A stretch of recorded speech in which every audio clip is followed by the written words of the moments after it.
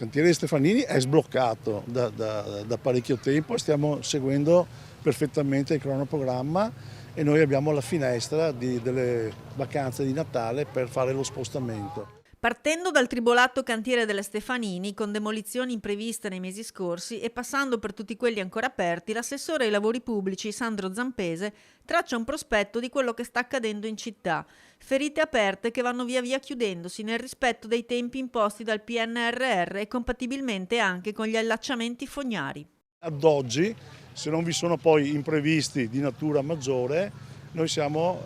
con i tempi rispettati. Abbiamo circa una trentina di cantieri, quasi tutti PNRR,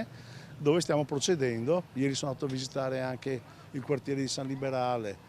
lo facciamo settimanalmente, anche lì dobbiamo dare una stretta proprio per liberare la popolazione sia dai lavori che abbiamo fatto con ATS, lavori epocali delle nuove fognature che collegheranno San Liberale al depuratore comunale, ed è la prima volta in Italia che si collega un intero quartiere a un sistema nuovo fognario, e anche poi la riqualificazione ambientale e sociale del villaggio. Anche sull'ex caserma Salsa i lavori di bonifica del terreno hanno rallentato le procedure. Stiamo dialogando con la provincia e con l'ASL, siamo fermi alla caratterizzazione, abbiamo già avuto diciamo, le modalità per fare la bonifica e quindi abbiamo ripreso i lavori nel fabbricato A, che sarebbe quel fabbricato che poi cederemo all'Università di Padova.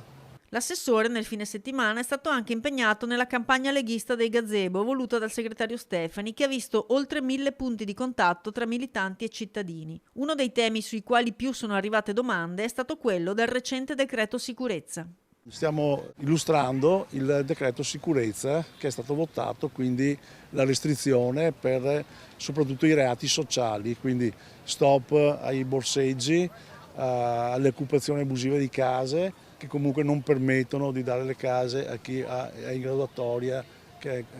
giustamente è in graduatoria e che aspetta, stop alle violenze,